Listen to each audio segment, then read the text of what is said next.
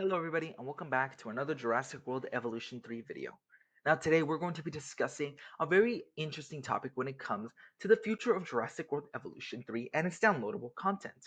Now as we know, chances are we're going to be getting our first DLC in December.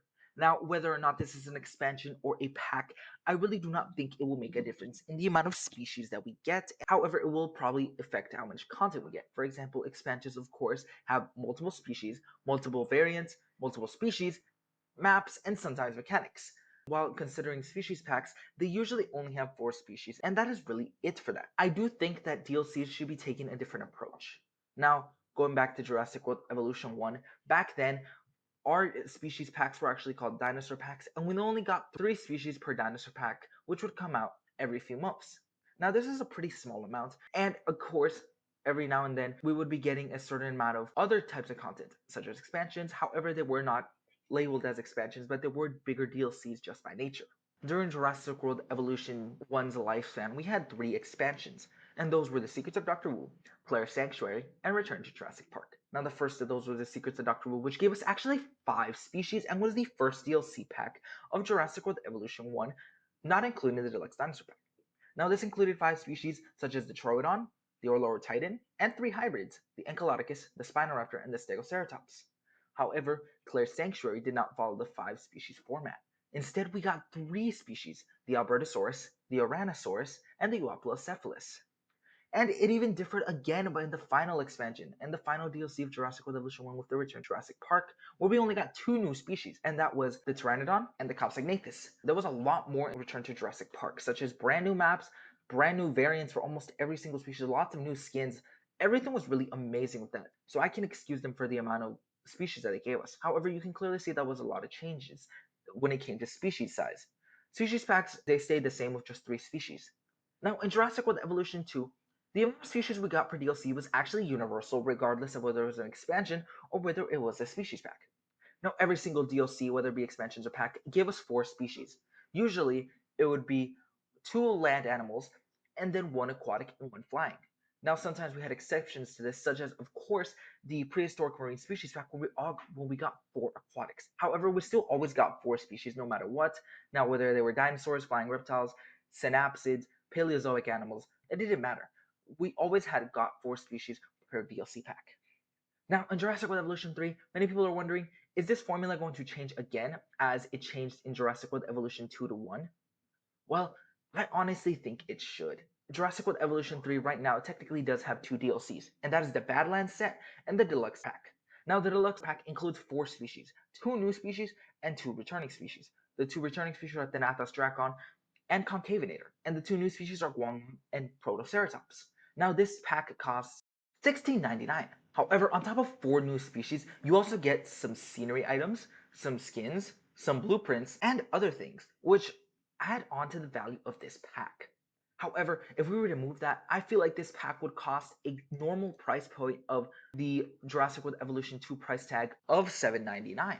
Now, the Badlands set in comparison costs $4.99. However, it does not have any new species, and instead it focuses on scenery items and blueprints. Now, I do think that this is something very interesting that we're seeing for the first time. Now, for Jurassic World Evolution 2, we had never gotten things such as scenery packs. In Jurassic World Evolution 1, we did get a really weird exception, though, where we got some skins sold as a DLC, such as the Raptor Squad skin collection pack. However, that was poorly received due to its price and just the amount of value that you would be getting from that, which wasn't really worth it. However, with the 2 DLCs we have, I think we can make some predictions. Now, I do believe that DLCs should increase in species size. Now, why do I say this?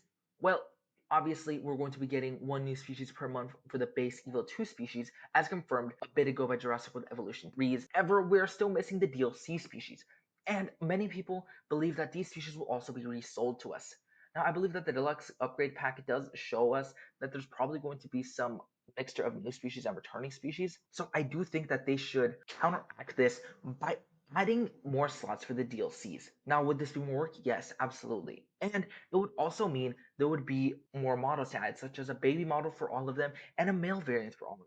Now, there's so many different things that would have to go into this. I think the fact that returning species are going to be taking up slots that new species would be having instead would definitely make people very upset, and I know it would make me upset. I don't think that's the best strategy they could do, and I really do hope that they decide to increase the species slot. Now, for Planet Zoo, they actually have a really interesting strategy. Now, what Planet Zoo likes to do is include 6 to 8 new species per pack. On top of this, they also like to include new scenery pieces, and even sometimes expansions to their campaign called campaign scenarios.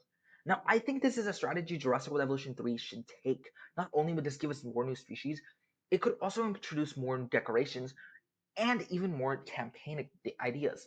Now, I do think the decorations and the campaign scenario should be saved for expansions. However, just the basis of having 6 to 8 new species per species pack would be really good. You could include some old species, and you could also include a plethora of new species. And that would honestly allow the old species to be added in way faster and eventually bring them all back by the end of the game's lifespan way quicker.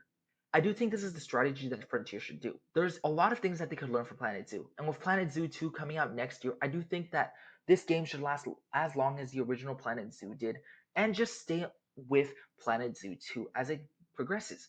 I really do hope Frontier puts more effort into Jurassic World Evolution 3 when it comes to DLCs and post updates, which it already seems that they're going to be doing, as we're getting one new species per month.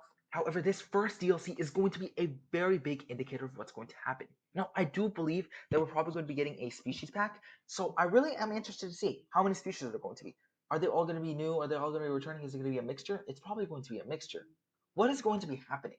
I really do hope that we have a more expanded size of DLCs, because having way more animals to bring back and to add in is going to be a stepping stone that Jurassic World Evolution 2 and 1 didn't have to deal with. Jurassic World Evolution 2 only had to bring back 4 species from Jurassic World Evolution 1, and one of them was sold immediately as a part of the Deluxe Species Pack. With 20 species to be brought back through DLCs probably, I do think that this is something they should do. However, if they do decide to bring back the DLC species for free, I do think they could easily just keep the same 4 species format, and that would work wonders. But this really does depend on whether those old Evo 2 DLC species are going to be resold or not. We're going to have to wait and see. But that's everything for me. What do you guys think is going to be happening when it comes to DLCs? What is your prediction for the December DLC? What do you think it's going to take in its format? I personally think it's going to be a carnivore pack with around 6 to 8 new species, and it would probably cost around $16.99 as the upgrade pack did.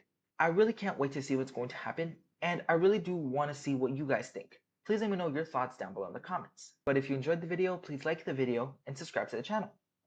But that's everything for me, and I will see you guys later.